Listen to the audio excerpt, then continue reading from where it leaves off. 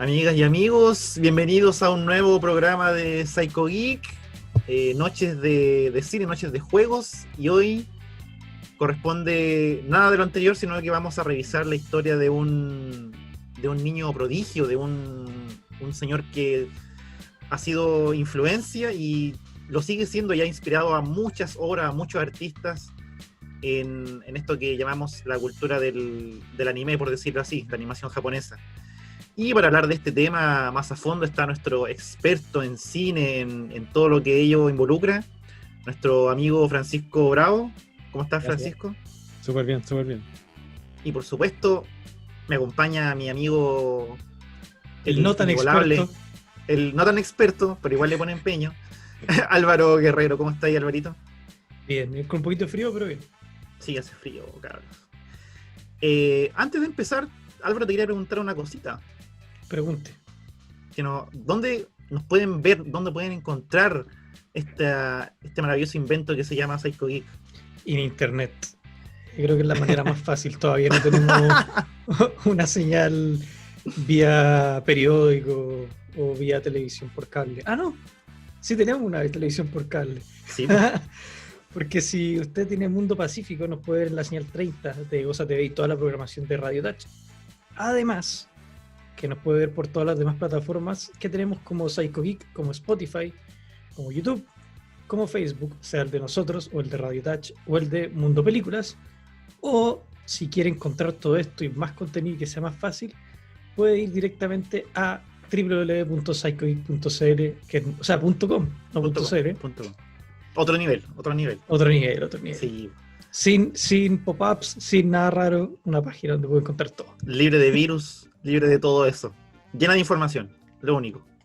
Eso. Y pasando a información, hoy vamos a revisar al gran Osamu Tezuka. ¿Está bien pronunciado o cómo se...? Mira, para Latinoamérica está bien. Ya. La pronunciación como japonesa no se pronuncia la U. Sería Sería como Osamu Tezuka. Así Osamu es, Tezuka. claro. Sí, Osamu Tezuka, que básicamente le debemos todo lo que Todo. existe en el manga y en el anime. Si bien no es el primero en hacer manga o en hacer animación en Japón, sí es uno de los que llevó el medio a otro nivel y empezó como a profesionalizarlo y a profundizar las temáticas de forma como muy grande en Japón. Como que básicamente Osamu Tezuka es uno de los autores más prolíficos que ha existido en la historia del manga.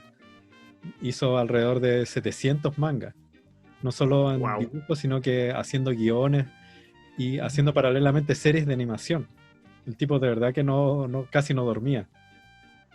El tipo realmente sumergido en lo que era el dibujo. Y por eso se le acuñó como el apodo del dios del manga. El dios del manga. Uh-huh. Y no solo eso, sino ¿Sí? También se tocó todos los temas de como las subdivisiones del manga, llámese shonen, el shoujo, el seinen, que son, el shonen viene siendo como el Dragon Ball, claro, el manga de acción. Mangas de acción como principalmente enfocado como a hombres, adolescentes. Claro. Uh-huh. El shonen, que es al revés para adolescentes pero mujeres. El shoujo. Claro, el shoujo. Y el seinen, que es para más adultos, que no tengo en este mente un ejemplo muy mainstream de un seinen. Bueno, claro, Osamu Tezuka como que recorrió todo ese amplio espectro, básicamente porque uno de los nortes que siempre tuvo Tezuka fue la independencia creativa.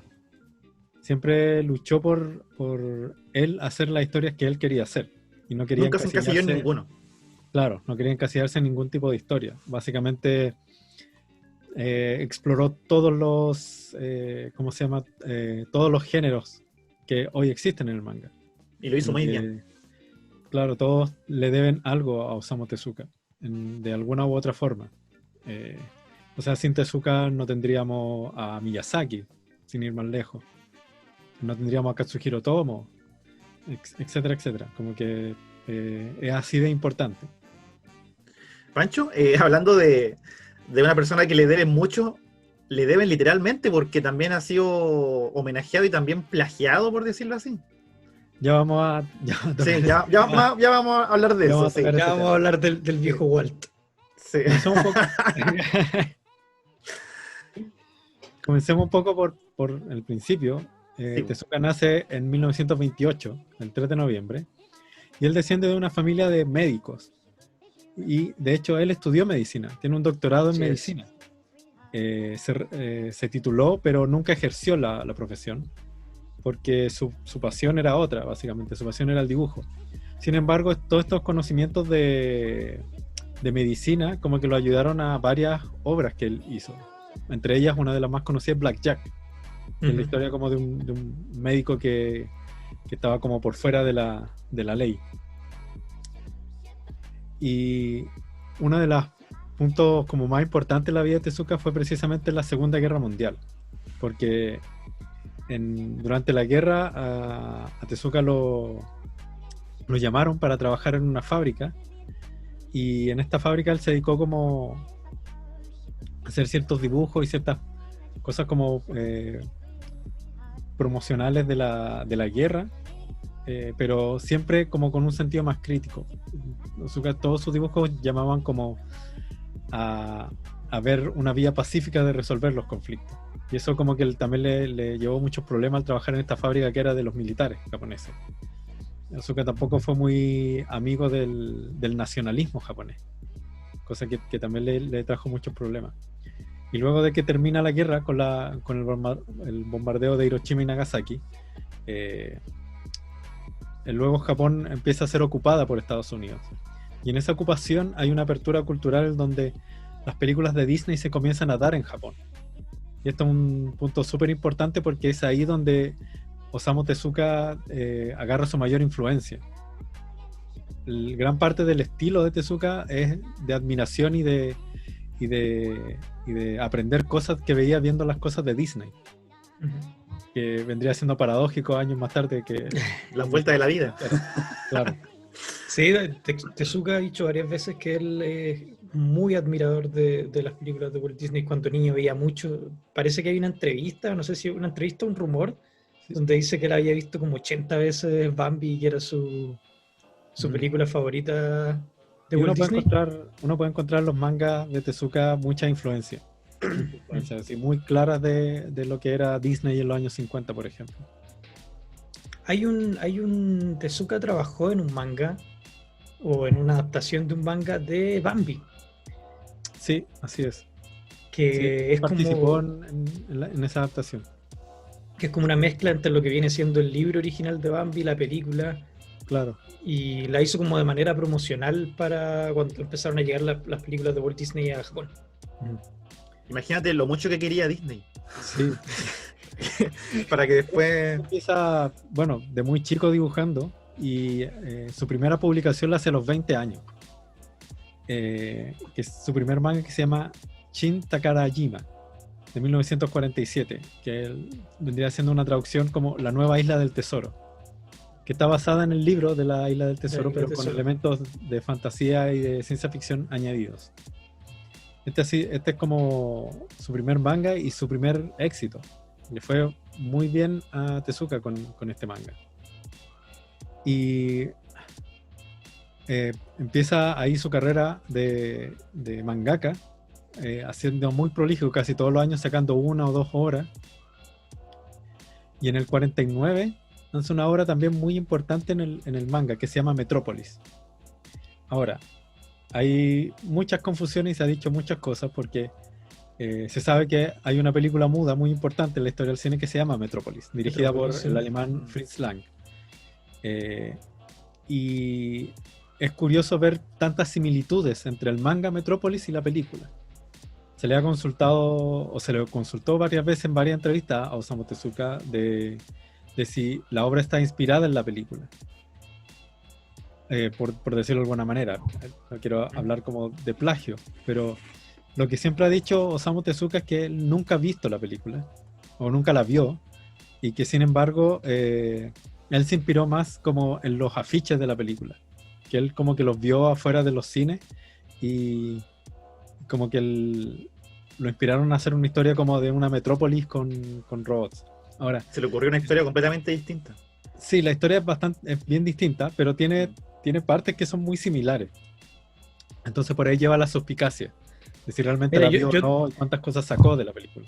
tendería a creer que se puede haber inspirado por cosas simples como esa, porque él no ha tenido vergüenza en decir en qué se ha inspirado, o siempre ha Exactamente. sido muy, muy honesto en ese sentido. Ujú. Como que Sí, no ha negado de sacar inspiraciones, ideas incluso. claro. Y claro, el manga de Metrópolis es una excelente historia, y empieza a tener estos elementos que empiezan a conformar un poco los contenidos más polémicos de Osamu Tezuka. Eso quiere decir, como por ejemplo tenemos la historia de un robot que es construido pero que no tiene género y que a lo largo de la historia es hombre y después pasa a ser mujer y después se transforma. Creo que, si mal no recuerdo, como que uno presionaba como un botón y se cambiaba el género del robot. Sí. Pasaba de ser hombre a mujer. Ujú. Cosa que después le traería como problema a Osamu Tezuka. Porque él siempre, de alguna manera, siempre tocaba el tema de la homosexualidad o no sé, intrigas políticas, o de las luchas contra el poder. Entonces, en una sociedad tan conservadora como la japonesa, no estaba en esos años preparada todavía para este tipo de Claro. temática. Y por eso Sí, también eso- Osamu Tezuka es muy adelantado en ese sentido. Sí, como dice el Pancho, sorprende mucho. Hay que decir que, pues, sobre todo, una de sus obras que quizás vamos a hablar de ahí adelante, La Princesa Caballero, salió en los años 50. O sea, Así es. estamos hablando de tocar temáticas que son muy discutidas el día de hoy recién. Ujú. Y que suele ser sorpresa para muchos que se empiecen a tratar de esos temas en películas, en animaciones, en lo que sea. Y Tezuka ya venía tratando estos temas desde hace mucho tiempo. Claro. En el 50 publica Yunguru Tatei, Kimba el León Blanco, que es otra de las grandes obras reconocidas, sobre todo en Japón. Y en el 67 se lanza la serie en anime. Serie que fue censurada por la temática, no por tener una temática, como hablábamos, de Metrópolis, como de sexualidad, sino que... ¿Y cuál era la temática de Kimba? Era parte de la historia con César, que es el padre de Kimba, que trata de salvar a los animales de la ocupación humana en los hábitats naturales. Y logra crear como una especie de nación independiente donde todos los animales pueden vivir más o menos tranquilos. Sin embargo, en esta construcción de este paraíso para los animales, empieza a soltar el ganado de los seres humanos para tener alimento para los animales. Y ahí empieza una especie de guerra contra los seres humanos, animales y humanos. Mira. Los humanos tratan de cazar a César y lo capturan a él y a su esposa, la cual después en cautiverio da a luz a Kimba. Y una vez que Kimba nace, la leona, como que ella estando en un barco, lanza a Kimba hacia el mar para que se pueda salvar. Y al regresar Kimba a su tierra natal, como que empieza a llevar a retomar el legado de su padre. Y a proteger a los animales y todo en una nación independiente a la de los humanos. Y hay todos tintes políticos que claro, que en Japón no cayeron muy bien. Y que terminó siendo la serie animada, terminó siendo censurada en los 60. Luego en el 52 sale el manga Tetsuwan Atom o Astro Boy. También, y la serie los animada grandes íconos de... Es la serie más famosa Sí, de... la más conocida de Tezuka. y Astro Boy es un ícono en el manga en Japón. ¿Qué es lo interesante de la historia? La historia cuenta que un científico sufre la muerte de su hijo en un accidente de autos. ¿Y qué es lo que hace? Construye una réplica idéntica de su hijo de forma robótica. ¿Les parece conocida esta historia? Eso te iba a decir, pues. Sí. Sí. Mega Man. Mega Man, inteligencia artificial. También. reemplazando al hijo por un robot. Ujú. Y aquí quiero hacer un pequeño nexo, porque no es coincidencia, por ejemplo, que la trama de inteligencia artificial se parezca y tenga cosas, elementos de Astro Boy. ¿Por qué? Porque el guión original de inteligencia artificial es de Stanley Kubrick. Y Stanley Kubrick era una persona que estaba muy interesada en la obra de Tezuka. ¿Te gustaba mucho el trabajo Me de gustaba Tezuka? mucho. Tan así que lo invita a participar en el diseño del arte de 2001. 2001. Así es. Y Tezuka lamentablemente rechaza la oferta porque para ello tenía que irse a vivir a Londres durante un largo tiempo. Y con el ritmo de trabajo que tenía Tezuka eso era casi imposible. Habría sido muy interesante que se hubiera podido dar. Muy Sí, interesante. Sí, Siempre me pregunto qué hubiese sido si Tezuka hubiese trabajado con Kubrick para 2001. Astro Boy fue también algo muy adelantado en cuanto a historias de ciencia ficción. No solo en Japón, sino que en Occidente. Cuando se populariza tanto Astro Boy, como que también fue un gran impacto para la gente que estaba haciendo ciencia ficción en Occidente, perdón. Ujú. Y también fue influencia de muchos artistas posteriores. Astro Boy también tiene momentos que fueron muy como de crítica social. Incluso hay momentos en que en un manga Astro Boy pelea con fuerzas armadas estadounidenses que van a bombardear Vietnam. Claro. O sea, así de ¿cómo se dice? De sin miedo a decir las cosas y contar las historias que tenía y que quería contar tenía Tezuka. O sea, tocaba todas las temáticas y Sí, pues. sin ningún tipo de censura de su parte, no mantenerse alejado de los temas. Claro, y por eso también siempre le costaba encontrar editores. Se paseó por varias editoriales, cosa que hace que hoy en día sea como difícil hacer compilaciones de los trabajos de Tezuka, Claro. porque salen tan como los copyright en distintos lados y como está unirlo. la policía del Porque ahora copyright. sí, ahora ya hay como una fundación Tezuka en donde se han encargado como de cuidar el patrimonio de él, y de hecho hay un museo en Japón. Y un museo, sí. Entonces ya como que la mayoría de su obra está siendo como compilada y protegida y como traducida a todos los idiomas posibles. Luego de Astro Boy, en el 53 viene Ribbon no Kishi, o La Princesa Caballero, que como dijimos el primer chollo, y la serie animada se lanza en el 68, que también fue censurada porque obviamente toma el liderazgo de un personaje femenino que actúa como hombre, que se viste ¿Cómo como se te ocurre que una mujer va a liderar esas batallas, esos procesos? Claro, y obviamente también para la sociedad como japonesa era algo como que nadie había hecho y era una temática que nadie había tocado. Y, Me recuerda mucho la historia de Mulan, también puede ser. ¿Mm? sí, exactamente. En la literatura hay harto de eso también. Eso era lo otro. Osamu Tezuka como que también era un ávido lector de literatura occidental. Ujú. Entonces, hay hartas de las ideas de Tezuka que están tomadas de eso. Y curiosamente también hay alta cosa multicultural en la obra de Tezuka. Que también era algo que nadie estaba haciendo en el manga. El manga era algo muy cerrado de la cultura japonesa. Entonces, una de las cosas que quería precisamente Tezuka era abrir el manga y el anime hacia el mundo. Y como dijimos, nunca tuvo temor, ni en verdad, siempre fue muy, muy honesto de quien tenía inspiración. Incluso en Japón él es el presidente del club de fans, creo, de Superman. Era muy fan de Superman. Sí. Entonces, todo está no solo manteniendo la cultura japonesa dentro de su manga, sino que reflejaba mucho lo que tomaba de distintos lados, como que se nutría de distintas culturas, de distintos estilos, de distintas maneras de contar historias. Claro, sí. Eso hacía tan rico las historias que él contaba.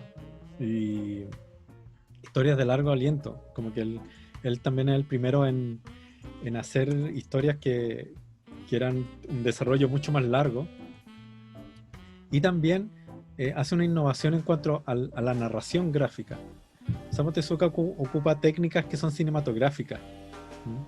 Por lo general las viñetas en los mangas antes de Tezuka eran muy estáticas. Y Tezuka les da más dinamismo en cuanto a hacer secuencias que indiquen más movimiento y más dinamismo. Ocupaba planos cinematográficos como el picado y el contrapicado. Hacía como cosas muy innovadoras en el manga, tanto como en el diseño de las viñetas como en la parte de la narración. Incluso ya como entrados en los 70 se pone más experimental incluso en algunas cosas.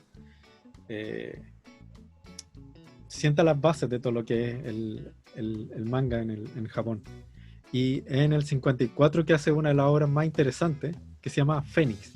En Japón se llama Hi no Tori, que queda inconclusa tras la muerte de Osamu Tezuka, porque al final era una obra tan monumental, tiene como 12 tomos, y habla básicamente de la búsqueda del ser humano por la inmortalidad.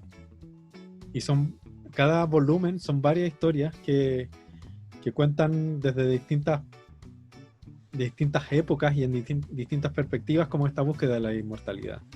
Algunas están en el futuro muy lejano, otras en el pasado del Japón, etc. Y claro, Tezuka nunca alcanzó a darle una conclusión a esta historia, o a esta gran saga de Fénix. Y en el 67 hay otra obra destacada de Osamu Tezuka que se llama Dororo, que también es sienta las bases para un género del manga que es el género de los samuráis. Sí. Donde la historia es increíble. Se trata de un tipo que ofrece creo que son, no me acuerdo si son 42 o 48, creo que son 48 demonios. A 48 demonios o yokais le ofrece como su primogénito en favor 48, de que sí. 48 en favor de que a él le den poder para como gobernar Japón, por ejemplo. Y los yokai o los demonios le conceden esto, y cuando su mujer da luz a un hijo que le faltan 48 partes de su cuerpo. O sea, no tiene rostro, como que le faltan extremidades, le faltan órganos internos. Entonces el padre trata de matar a este hijo, y la madre no lo deja y lo pone en una canasta y creo que lo manda como al río.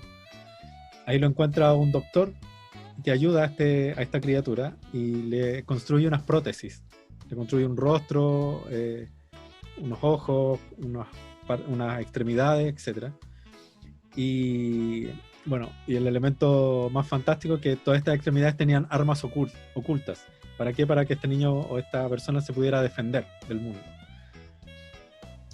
Y a este niño le enseña a ver con el alma y a comunicarse con la mente. Entonces tenía como estos poderes. Y este niño crece y va en busca de estos 48 demonios para recuperar cada una de las partes de su cuerpo. Y en este viaje lo acompaña otro niño que se llama Dororo, que es como un niño ladrón, huérfano, que lo acompaña como en esta aventura. Realmente muy, muy entretenida la historia, y también muy innovadora en cuanto al género de samurái. Claro. Porque mezcla la fantasía con las peleas de samurái. Bien, bien interesante. Este manga fue adaptado hace poquito. ¿Sí? Sí. Tiene una adaptación al anime. Creo que del año pasado, algo así. Había escuchado. Voy a investigar más porque sería bueno echarle una mirada porque la historia es bien, bien llamativa. Pero no sé si... Perdón. Uh-huh. No, dile, se estaba buscando... En el 67 ya Tezuka un poco chato de la censura y que lo controlaran tanto. Decide crear su propia editorial, su propia revista que se llama la revista Com. En esta revista sigue publicando sus mangas con absolutamente total libertad.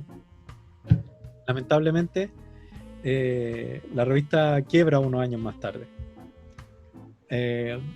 Básicamente Tezuka era una persona como un poco confiada y de buenas intenciones que quería hacer su arte pero que no cachaba mucho de negocio. Crea un estudio de animación también, del cual lo echan. Él es el fundador del estudio y lo echan a él mismo. Y ahí también empiezan a haber disputas legales por los derechos de sus obras y todo eso. Que él termina ganando, obviamente. En el 70 empieza lo que se llama como la época oscura de Osamu Tezuka. Ya un poco alejado de la temática fantástica, empieza a hacer historias que tienen más como un factor humano y como de los vicios y las cosas como que están mal en la sociedad. Y hay un manga que es muy interesante y poco conocido de Osamu Tezuka, que se llama El libro de los insectos humanos, que lo hizo en el año 70, del 70 al 71. Y es muy interesante porque trata la historia de una chica que se dedica como a copiar la vida de otras personas. Y como que básicamente las termina reemplazando. Las aniquila o las mata de alguna otra manera y ella como que la reemplaza, toma su nombre, toma su vida, toma todo. Y siempre está como... ¿Cómo es la palabra? Como sirviéndose de otras personas para poder sobrevivir. Y es muy interesante, tiene cosas muy oscuras la historia, una trama muy adulta con no sé, tienen que leerlo porque hay que leerlo. Que es sorprendente, como poder ver que una persona que hizo Astro Boy sea capaz de hacer una historia como esa es bastante interesante y un sentido narrativo que es simplemente impecable. A esa altura ya Osamu Tezuka tenía un dominio de la narración gráfica que era impresionante, realmente impresionante. En esa misma década creo que también hace Buda. Buda es, claro, parte del 72 hasta el 83. Claro, que para mostrar también, como decía el Pancho, lo mucho que puede abarcar Tezuka en su historia. Buda cuenta, en verdad, más o menos la historia de uno de los Siddhartha. Claro, el fundador del budismo. Entonces se ve como realmente abarca una cantidad de temáticas y puede abarcar de una buena manera temáticas totalmente diferentes, como explicarte la base del budismo, contarte la historia de un niño robot, ¿cachai? Y más adelante saca un par también de historias muy temáticamente muy pesadas. Sí, ese eclecticismo como que a esta altura ya le vale como el apodo de Dios del manga, además de ser un tipo que sacaba publicaciones a cada rato, o sea, tenía muy seguido, sí. No paraba nunca de trabajar. Hay un documental en YouTube bastante bueno sobre Osamu Tezuka y que muestra como su día a día y de verdad que es impresionante. El tipo pasaba prácticamente todos los 5 o 6 días a la semana en su oficina entre el estudio de manga y el estudio de animación haciendo cosas y no paraba nunca. Bueno, y continuando con esta etapa más oscura de Osamu Tezuka, hablamos ya de Buda y en el 73 hasta el 84 Black Jack, que esta obra también inspirada como en estos conocimientos de medicina que tiene o que tenía. Porque se hizo el mismo en un manga. Sí. Y que hace una especie de paladín contra los más desposeídos, que es un doctor que está por fuera de la ley y que ayuda a la gente, básicamente.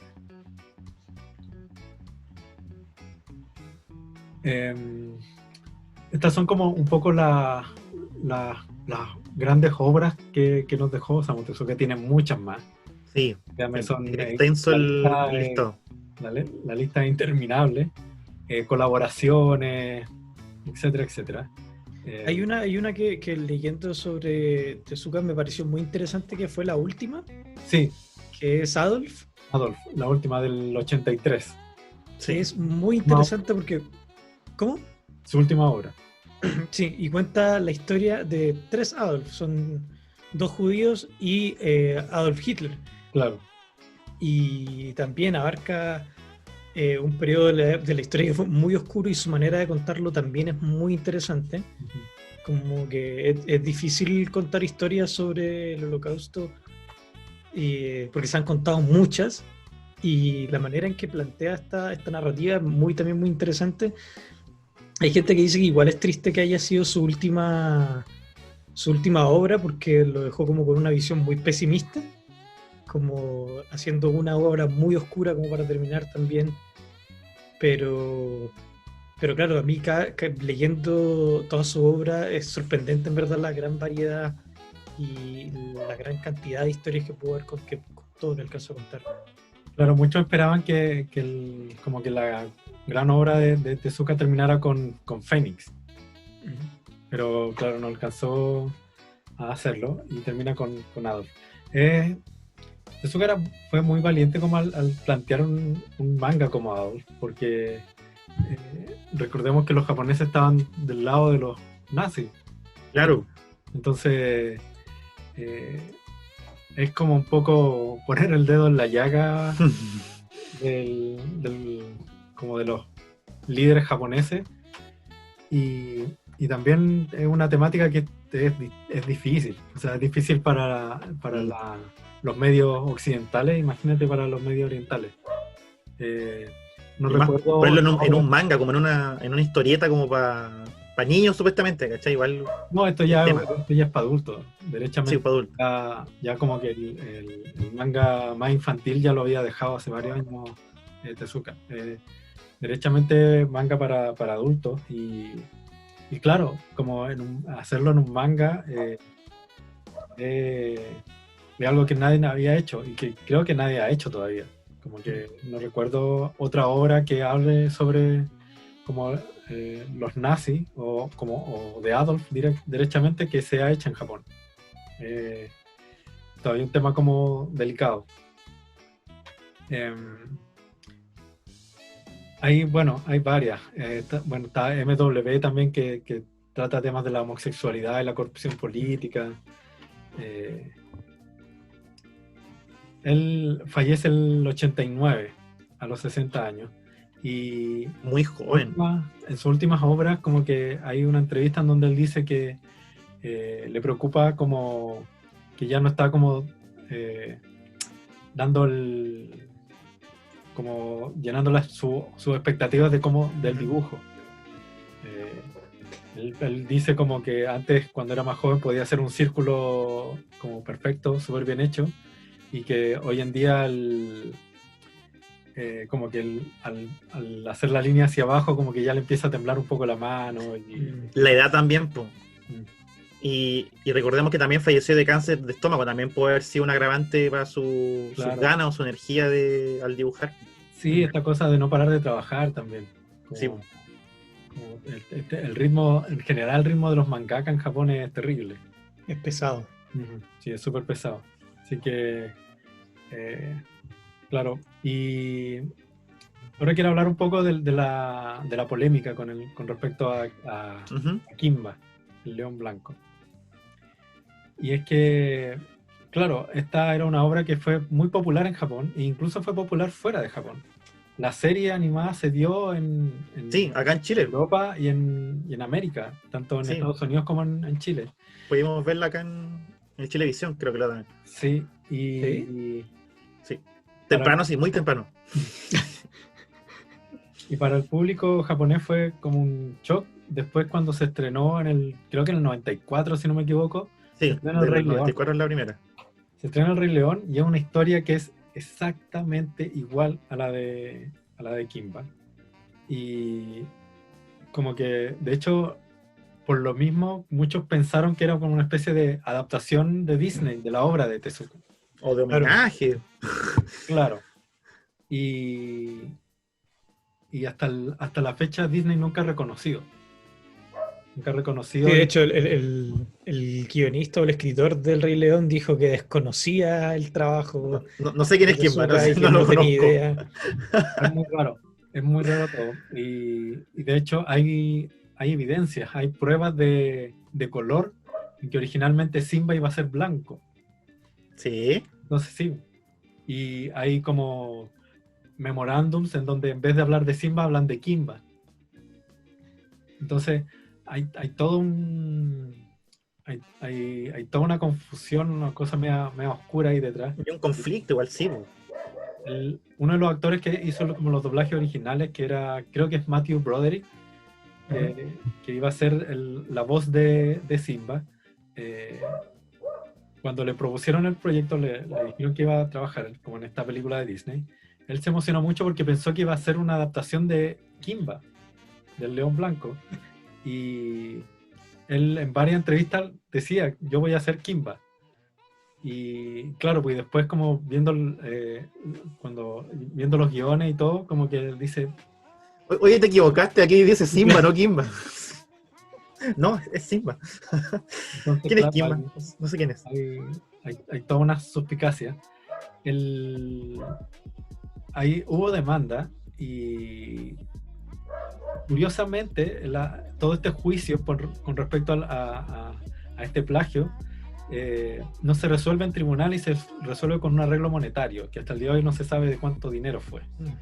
Pero Disney pagó para que pararan el juicio, para que no siguiera más allá.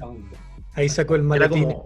Don Walt. Sí, po. Y si llegaban al juicio igual era como obvio, si Disney es Disney, po. ¿Qué vaya a hacer contra una multinacional? Man? De forma extraoficial, gente que trabajó en la producción del Rey León ha dicho que originalmente el proyecto, en su génesis, en su como forma primigenia, estaba pensado como una adaptación de Kimba, el León Blanco, como un homenaje. Pero creo que tuvieron problemas para conseguirse los derechos y decidieron cambiarle el color al león, cambiarle los nombres por aquí y por allá y listo. Pero igual, por lo que tú nos contabas antes de qué se trataba Kimba, como que tampoco tiene mucho que ver con el Rey León, o igual tienen como... o se cambia por otras cosas. La temática gruesa, por ejemplo, el Rey León saca una historia más parecida a Hamlet, o incluso como con cosas como de Bambi. Claro. Pero tiene escenas y personajes que son iguales a los de Kimba. Ya. Por ejemplo, esta cosa de que el padre se le aparece como en forma de nube, es exactamente igual, tanto en el manga como en el anime. Hay incluso hasta una referencia en Los Simpsons. Sí, hasta los Simpsons se burlan de eso. Mufasa le dice Kimba, Kimba más. Perdón, Simba. Sí. Pero claro, ¿no? Y aparte el arco del regreso de Kimba a la selva es el mismo arco del regreso al reino de Simba, o sea, sí. Como que en esos puntos globales son los que se notan el parecido. Exactamente. Entonces, yo creo que el proyecto, claro, parte como este homenaje, pero al tener problemas con los derechos van modificando y cambiando cosas y tratando de pasar piola. Y claro, a esa altura ya Disney era una corporación multimillonaria que podía pagar para salirse con un equipo de abogados que por supuesto le iban a permitir ganar cualquier demanda. Sí, exactamente. Sin embargo, en Japón la gente sigue recordando a Kimba y no a Simba. Y eso es lo otro, como que uno ve como la publicidad cuando salió el Rey León y Disney lo presenta como la primera historia original de Disney, que no está basada en ninguna otra. Entonces, como... Sí, porque ese otro punto, a ese punto todas las películas de Disney que venían saliendo eran reimaginaciones o habían conseguido los derechos. Bueno, claro, cuentos antiguos, sí. Sí, entonces, claro, como que presenten al Rey León como la primera obra original es ser demasiado patudo. Y además hasta decir que le fue pero excelente, o sea, fue exitazo en el mundo. No era tan como que Disney tiene la ventaja de hacer una publicidad súper invasiva. Entonces, claro, obviamente muy pocos se iban a acordar de Kimba el León Blanco y todos iban a quedarse en la mente con Simba. Además que, no sé, el merchandising, después como las obras de Broadway. Claro, y las cosas que salidas de Disney son mucho más mundiales que en ese momento la animación japonesa, po. Claro, sí, Sí, Pegó absolutamente mainstream el Rey León y tapó todo lo que era Kimba. de hecho, la regla es que casi todo lo de Japón se queda en Japón. Muy pocas cosas salen de ahí. También. y eso es curioso, en esos años, en el 90, 95, como que la animación japonesa estaba recién como Sí. metiéndose al público occidental. Como que, no sé, recién obras como Akira, que fue hecha en los 80. Recién Claro, por eso se los estaba 80, metiendo 90 estaba animes ya- recientes, pues. Casi Dragon Ball, pero Kimba fue ¿de qué año? ¿Del 70 y tanto? La serie, te digo al tiro, la serie es del 67, Cacha, po. era animada, ¿Cuándo? Nunca iba a pegar tanto para este lado. claro. Sí.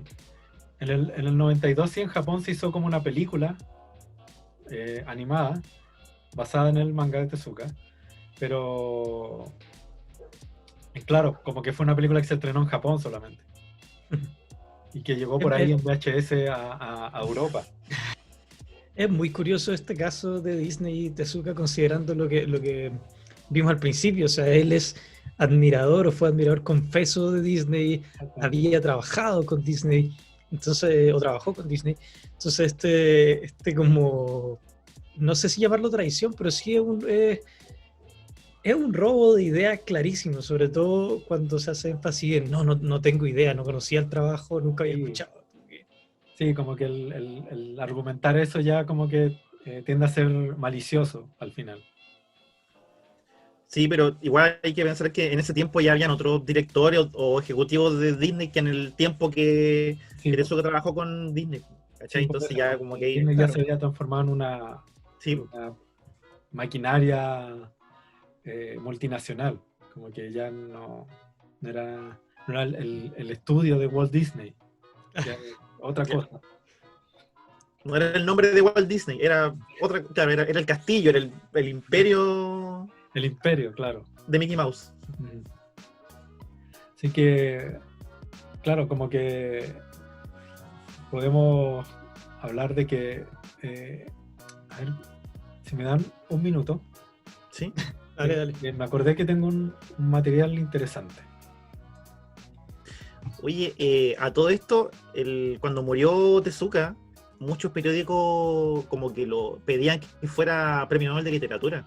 Lo pidieron mucho en Japón. Sí, Fue premio Nobel bastante pedido y como que no llegó a concretarse esa petición.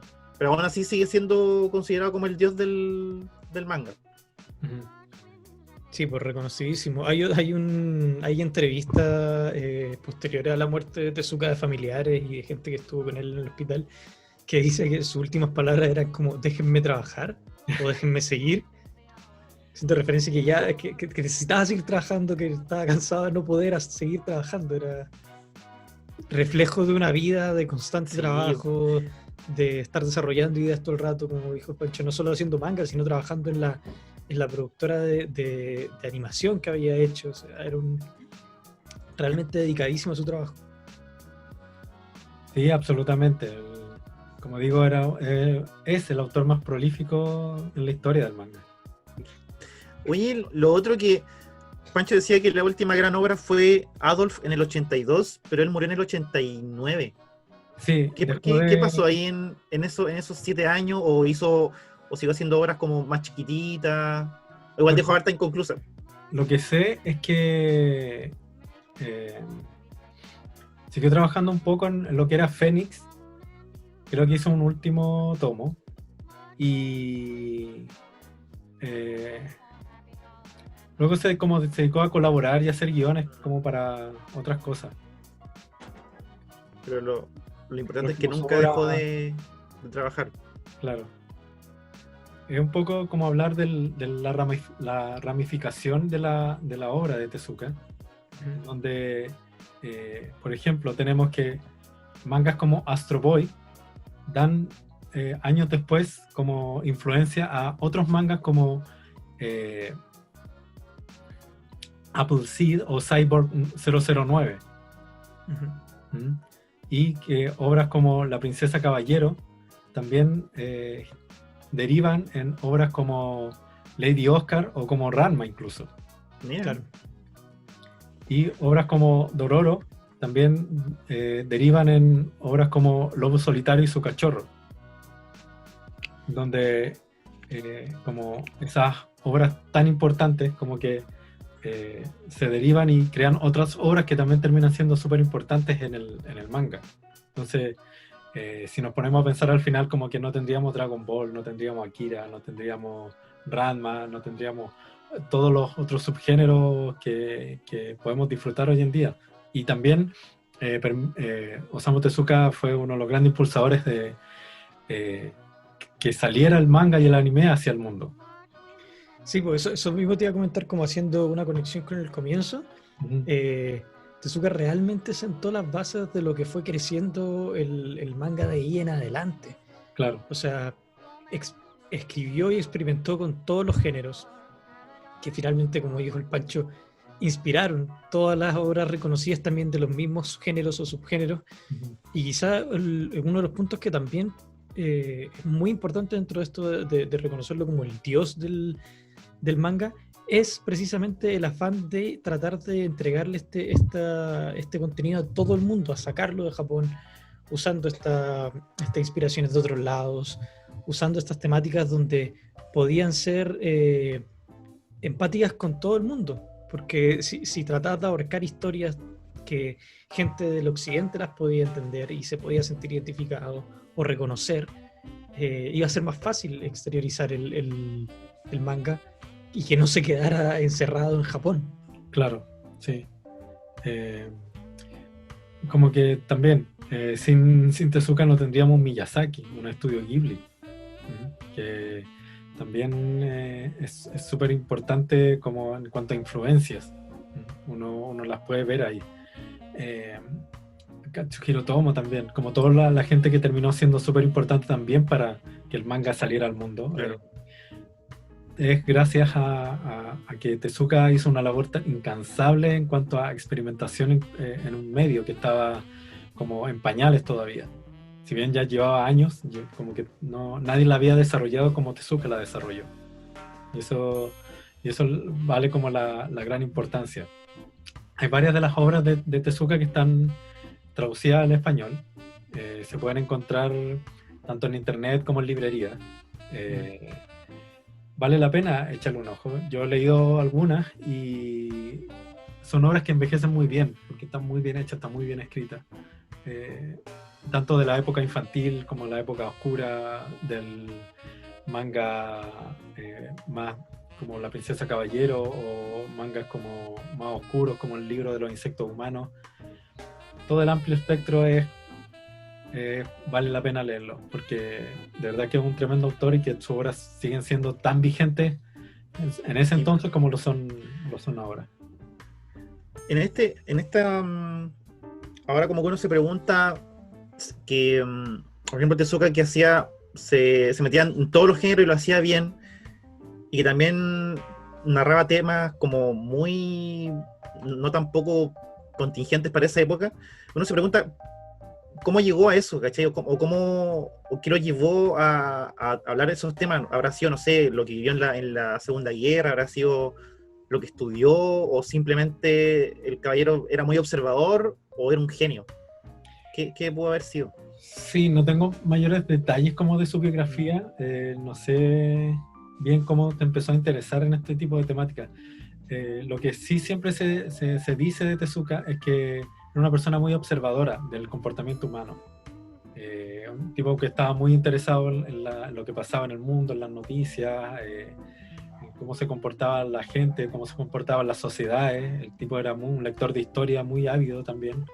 Y como que ahí encontraba su material. Ahí encontraba el material para todas sus obras. Un tipo que tenía una sensibilidad como muy especial. Entonces era capaz de a través de eso idear sus historias y plantear estas temáticas también. Oye, porque no solamente hay que saber dibujar, hay que saber escribir también, pues escribir historias, buenas historias. Eso es importante, él escribía toda su historia, no solo Sí. las dibujaba. Álvaro, De hecho, ¿qué iba a decir? hay una corriente que dice, a raíz de que estamos revisando que Tezuka fue uno de los propulsores de internacionalizar el manga y la animación japonesa, hay una corriente que dice que tanto el manga como la animación japonesa se está occidentalizando mucho en la actualidad. No sé si esa palabra existe, pero la acabo de usar. ¿Qué crees tú al respecto? Sí, hay una especie de, como que se está fusionando todo, y hay una especie de orientalización de la animación occidental y de occidentalización de la animación. Sí, es como ambas. Sí. Como que se están prestando cosas, no solo en la animación, en el cómic también. Uh-huh. El manga japonés está empezando a tomar prestadas cosas de los cómics de superhéroes o del cómic europeo, y el cómic europeo hace ya varios años que está tomando cosas prestadas del manga japonés, y ahora más tirado para América, ya los gringos están también como ocupando cosas japonesas en sus cómics y en sus animaciones. Sin ir más lejos, no sé, esta serie Avatar, Sí. que tiene muchos elementos del anime japonés. De hecho, mucha gente piensa que es japonesa y no es así. Claro, como que creo que está bien esta como intercambio de elementos. Es algo que yo creo que nutre tanto los medios occidentales como los orientales. Me parece que es súper bien y que salen cosas interesantes. Hay cómics que toman prestados elementos de narrativa oriental o de manga y viceversa, y creo que todo como que aporta a enriquecer el medio, básicamente, más que a empobrecerlo. Claro. Es muy interesante porque uno nota, sobre todo aquí en el occidente, que la gente que creció en los 90 o en los 80 es la gente que conoce y empieza ya a apreciar toda esta cultura venida de Japón o del Oriente, cuando con la gente que es mayor que nosotros o que no creció en esta época desconocen mucho, incluso se desconoce el valor de este tipo de trabajos, porque, por decirte una cosa, nuestros papás, por decir algo, ven solo los monos chinos, ¿cachai? Claro. Y cuesta... O vayan otro tipo de que anime también, pues. Puede ser que hayan visto otro tipo de anime. Y cuesta, a mí por ejemplo me ha costado mucho hacer entender a mis papás o a gente mayor que la animación japonesa tiene un valor, o los mangas tienen un valor muy importante al nivel de cualquier otro tipo de producción audiovisual o producción escrita. Como que pasa algo con las generaciones más anteriores que no alcanzaron a conocer esto. E incluso en Estados Unidos uno ve que la gente que está entre los 30, 40 años por ahí, ya es gente que empezó a apreciar animación japonesa, empezó a apreciar manga. Hablando con americanos, con estadounidenses, que dicen que recién, hace cuestión de 15 años, se está empezando a popularizar mucho el consumo de cosas orientales. Consumo me refiero a tanto producciones audiovisuales o escritas, o ropa, comida, música, qué sé yo. Recién hace 15 años está empezando a llegar acá. Y yo creo que eso es parte de todo este trabajo de internacionalización. Sí, claro, y pasa algo, como que Tezuka durante un tiempo como que fue bastante restringido y censurado por temáticas y por el tipo de historias que hacía, pero todos los niños y adolescentes que veían y leían las obras de Tezuka, después como que le devolvieron la mano cuando ya eran más adultos, y Tezuka ya estando ya mayor, como que fue un revival de la obra de Tezuka, en donde toda esa gente empezó a comprar todo el material que había hecho durante esos años perdidos en que el Tezuka no era tan reconocido, y eso también le dio como ese auge de ahora ser un autor muy importante y muy esencial para entender lo que es el manga. En Occidente por muchos años el cómic estuvo ligado a solo el nicho del cómic infantil y adolescente, con temáticas que eran infantiles y adolescentes, sin profundizar mucho en cosas. Y hablo particularmente como en la industria del cómic estadounidense, con los cómics de superhéroes, en donde había un par de autores que trataban como de meter algún tipo de temática un poco más profundas, pero nada como lo estaban haciendo en Japón, como lo estaba haciendo Tezuka, ya en los 50 y en los 60, por ejemplo. Y para qué hablar en los 70, ya con su etapa más oscura. Incluso en Europa ya también el cómic estaba como agarrando cosas mucho más de cómic adulto, ya se estaba hablando del cómic adulto, y en Estados Unidos como que les costó más un poco hacer esa transición. Creo que todavía el cómic de superhéroes está como relegado un poco a una mentalidad más infantil, si bien claro, hay no muy tomado en serio cosas más específicas que sí son como mucho más de adultos, que podemos hablar de Watchmen o de Arkham Asylum en cuanto a Batman, o algunas cosas de Superman también, pero en el grueso de la industria del cómic de superhéroes todavía se siguen haciendo historias que están pensadas para adolescentes. Incluso en esta diferencia del cómic como para adultos, incluso en la terminología de quien escribe cómic para adultos se tiende a usar la palabra de novela gráfica, ¿cachai? Claro. Que es un término que autores como menos conocidos, entre comillas, como Will Eisner, como que empezó a acuñar en Estados Unidos, pero que tampoco fue muy popular. Como que ahora recién se le está dando un carácter de que hay cómics para adultos, y no hablando de cómics para adultos como pornográficos, ¿cachai? Sino que hablando de temáticas que son adultas. Y por eso como que se tienen que rescatar estos nombres como Osamu Tezuka, porque son los que te hacen entender realmente que este no es solo un medio de entretención, sino que es un medio de contenido. Yo creo que ahí es lo que decía el Erland, que de pronto Tezuka era lo que reafirmaba el Pancho, ser un observador muy, muy ávido.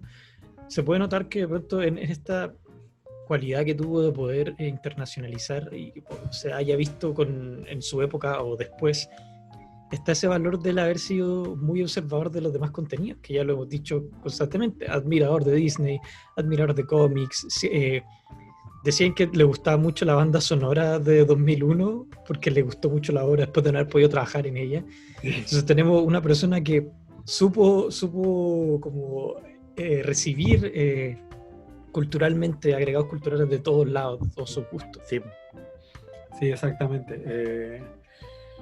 Él disfrutaba mucho de todas las obras que venían de afuera, como que era un lector de cómics de Europa, iba a convenciones, intercambiaba material con otros autores, un tipo que no estaba como encerrado solo en lo que pasaba en Japón, sino que estaba mirando al mundo. Claro. Que para un japonés de esa época, incluso hasta esta altura, el japonés tiende a ser muy, no sé si nacionalista, pero como muy guardado en su cultura y de mantenerse netamente en lo que viene del oriente de Japón, ¿cachai? Sí, por eso me parece interesante como esta especie de intercambio de códigos del medio del cómic y el manga, por ejemplo. Siento que en varias obras como que aporta, en algunas no tanto, pero hay de todo en realidad. Hasta que viene Walt Disney, te saca la idea. Bien, amigos, llegamos al final de esta travesía, de este paso por la vida de este gran hombre, el señor Tezuka, que fue censurado en su tiempo, también por eso mismo fue un adelantado a su época, y que por supuesto que es un hombre que vale la pena apreciar, de ver su maravilloso arte. También revisamos la polémica que tuvo con esta animación, con la película del Rey León, y nada, pues dejar invitada a la gente a que se siga adentrando en la vida de este hombre que es considerado el dios del manga, y por algo lo consideran así. El trabajo de Tezuka está disponible a estas alturas, todo se puede encontrar en internet. Sí, es cosa de buscarnos. Así es. Trataremos de poner algún material ahí en la página para que lo puedan ver también. Esa es la idea. Nada, no tengan miedo de revisar su trabajo, incluso el más antiguo, porque de verdad que ha envejecido bien y son temáticas que son excelentemente hechas. Así que muy bien con eso. Amigas y amigos, ha sido un gusto hablar sobre Osamu Tezuka en Psycho Geek, noches de manga, ¿De cómic? de cómic, puede ser, sí, puede ser. Así que los dejamos invitados para la próxima semana a ver con qué vamos a ir la próxima semana. A ver, vamos a inventar algo. Ya tengo algo pensado para la próxima semana. Mira, qué aplicado. Dígalo al tiro nomás. Como me gustaría como volver un poco al cine. Hace poco se cumplieron 100 años de Ray Harryhausen, uno de los maestros del stop motion. Así que sí. Subiste un par de historias a tu Instagram. Muy bacana es la técnica de este señor. Y que sería poder listo. como revisar un poco eso. Oye, si a alguien le interesa el stop motion, ya hablamos una vez del stop motion. Un capítulo sobre el stop motion. Sí, verdad. No sé, está en todas en las bibliotecas del contenido. La biblioteca. Por si quieren hacer como un contenido preparativo para de pronto el próximo capítulo. Sí, está bien que vean antes el capítulo de stop motion. Como pequeña introducción. Claro, exactamente. Ya chicos, un gusto. Ya pues. Que estén bien, se cuidan. Ahora sí. Chau. Chau.